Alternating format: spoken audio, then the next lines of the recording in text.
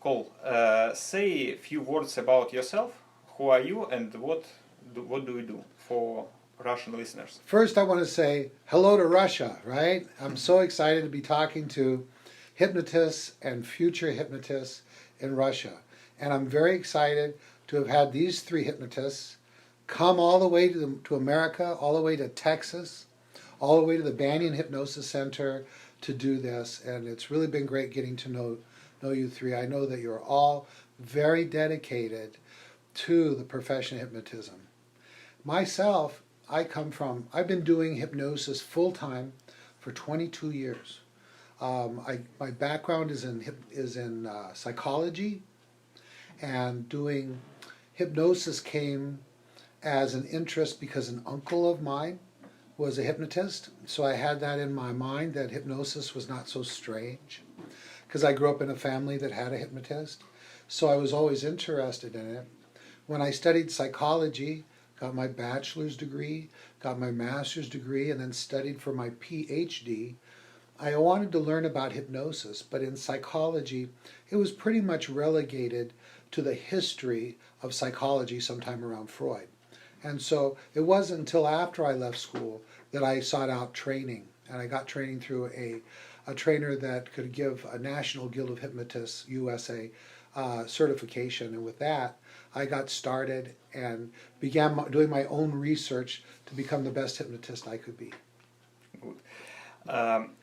What is a uniqueness method of hypnotherapy?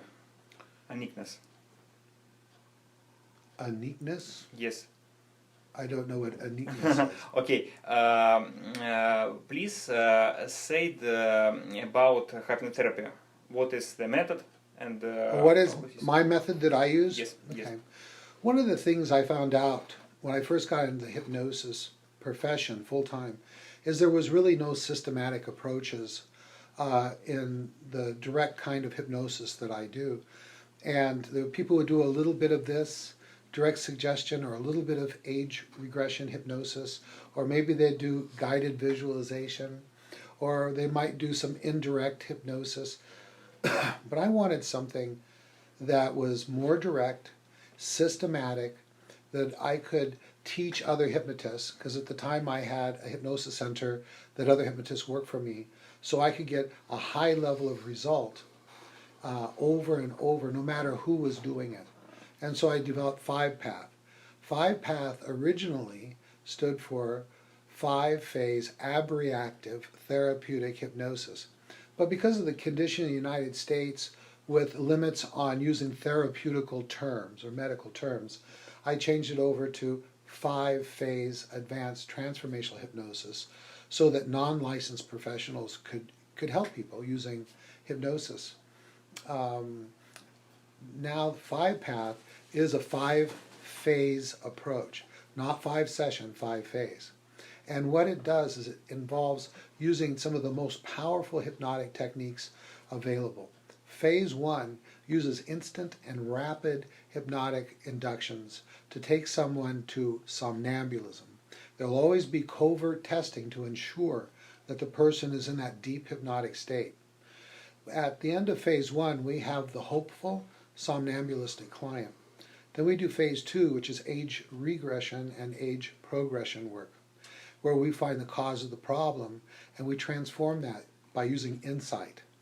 Once that's done, then we move on to other emotional factors that tend to be holding people back. And that is anger at other people, anger and guilt at themselves. Those are taken care of in Phase 3, is forgiveness of others. And then we have Phase 4, which is forgiveness of self. Now, some people have a thing that's called secondary gain. And that means when you remove the cause of the problem, sometimes they're in a situation where they lose something significant if they get better. And in that case, they're reluctant to completely heal or change their ways. So that thing that they lose is considered secondary or secondary gain. The 5th phase of 5-Path is there to remove secondary gain so that we can have success with every client every time. And tell us, how did you started your career of hypnotist? How did you You start? know, I started off, I'm a kind of person that I am either all in or all out. And after my certification, I decided I was going to do this, and we immediately opened a 2,000 square foot facility with 3 hypnotherapy offices. There was just me and my wife, and she doesn't do hypnotherapy, but she helps run the business. And I just went to work, and then after I built my clientele up, then I could hire another hypnotist, train her on what I do, and then eventually we had 6 hypnotists working out of our office in Minnesota. And that's how we really got going. Personally, I have taught everything I've ever done. I learned something, I usually teach it. So it made sense that I would eventually become an instructor. I started off teaching the National Guild Hypnotist course, and then eventually wrote my own course because what I was doing was 5-path, and so the training that I do involves 5-path hypnosis or hypnotherapy, 7th path self-hypnosis, and it's supported by the model of the mind that you folks are familiar with, and the secret language of feelings. Good, thank you. Kel, in Russia, people have many fears about hypnosis and don't know what is it, hypnosis. What are the most common misconceptions do people have about hypnosis in America? In America, you know, the big thing is Hollywood movies, right? And so, you know, they might think hypnosis is like Dracula, you know, look into this thing and then they lose control, right? But after you've done hypnosis for a little while, you soon understand that you don't have control over your clients. What you do is you create an environment by preparing them for the hypnosis, answering important questions so that they can opt into the process and allow you to lead them through a process that will take them into hypnosis. So common fears, misconceptions are losing control, looking funny like on stage hypnosis. And I tell people that, you know, this is different from stage hypnosis because the people who go on the stage want to look funny. I mean, they want to be on stage and do silly things. Also, the hypnosis done on stage, most of it, the phenomenon that is exhibited is in hypnosis. So that's called primary suggestibility. And what we do as hypnotists and hypnotherapists that help people is that the effect, the phenomenon occurs afterwards. And that's called secondary hypnosis. Good. And my second question, in Russia, the direction of non-directive hypnosis is very popular. What do you think about this non-directive hypnosis, like Richard Bender, like Dr. Milton Erickson? What do you think about? Okay, so first of all, I want to say that that is not my area of expertise. And I know some people that I respect very much that do that kind of hypnosis. But it's not my flavor of hypnosis. My flavor is very direct. You know when the hypnosis session begins, and you know when it ends. And the client knows that they are either opting into the process or opting out. Sometimes it becomes very direct as we start dealing with emotional issues and things like that. So I can respect something because of the people that do it, but not really be an expert in it. I like having sessions. You see, this non-directive hypnosis kind of thing and NLP kind of thing, I think, and I'm not an expert in it, is best used by psychologists, social workers, psychiatrists, that they have a session. And what they're doing, they don't call it hypnosis. So they say these things, they say a metaphor, and the people don't realize they're hypnotized. But when I do hypnosis with someone, I want them to know they're hypnotized. I'm going to hypnotize them. I'm going to covertly test for somnambulism. Then I'm going to do convincers, eye lock, arm catalepsy, so that they know they're hypnotized. Then we're going to go through a series of hypnosis techniques depending on where we are in 5-path, and then I'm going to merge them. As a hypnotist, I can't imagine doing a session without the client knowing they're hypnotized. You know, I spend an hour with them and then go, okay, that'll be $300. And they go, well, when's the hypnosis going to start, right? They go, I did it, okay? So I just don't think that makes people feel comfortable. Again, for psychologists, they expect them to just talk, Psychiatrists talk, talk, talk.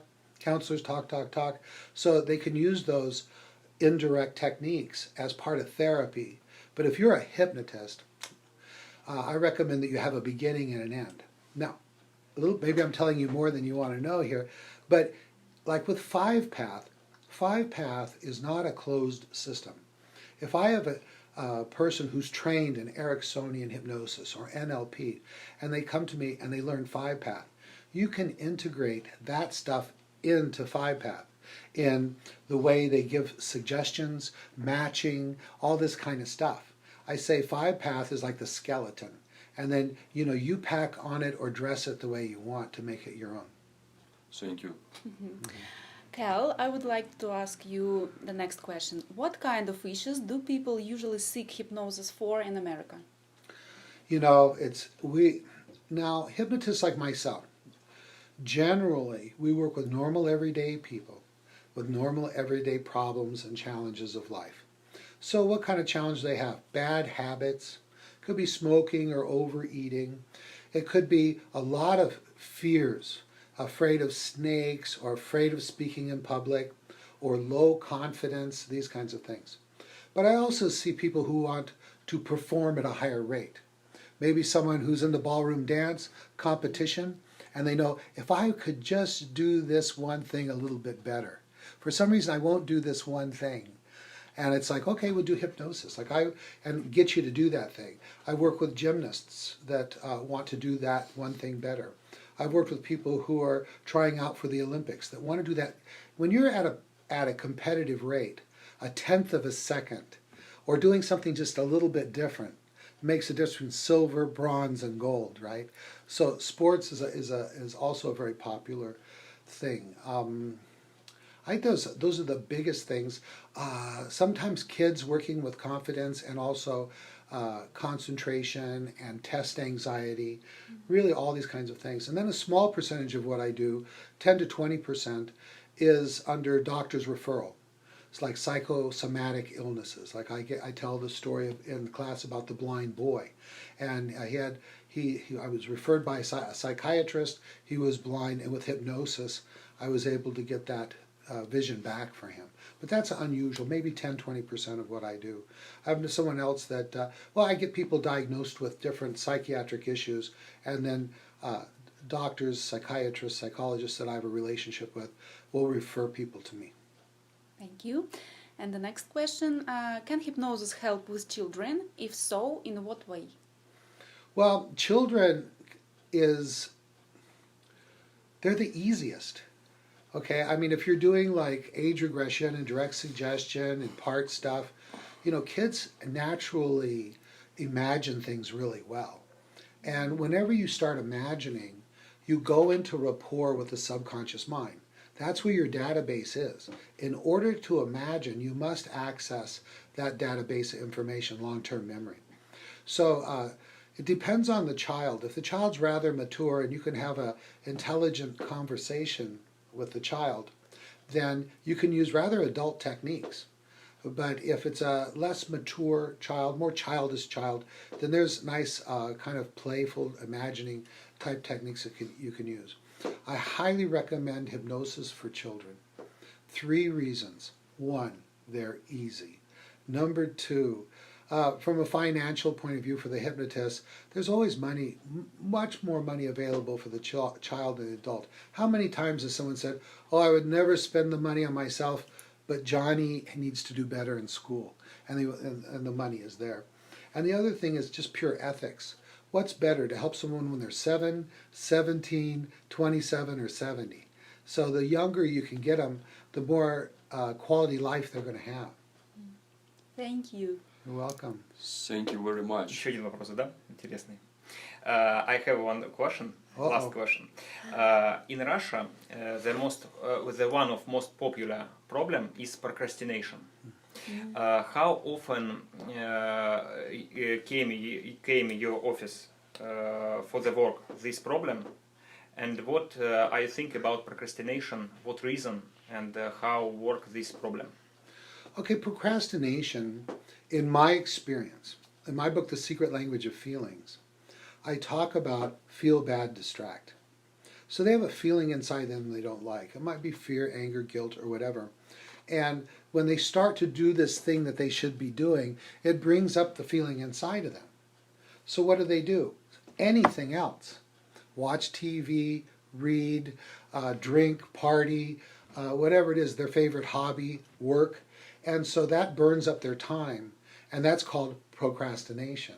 So it's really that feel bad, distract cycle that's going on. And so with hypnosis, what we do is we go after that emotion that they are avoiding. If they have anxiety, we've got to repair that anxiety. And then once that's done, then they no longer have to avoid that anxiety causing thing. For example, if they don't feel comfortable studying, right, then they're going to be playing games on the computer rather than studying. It's just a way to avoid that thing that makes them feel bad. Very easy to fix with hypnosis when hypnosis is done right. Okay, and finally, say please few words for Russian listeners for Russia. Well, I think that Russia, I am American, and I think people forget that the Russian people and the American people are more alike than we are different. Our cultures are parallel. We're more alike than we are different.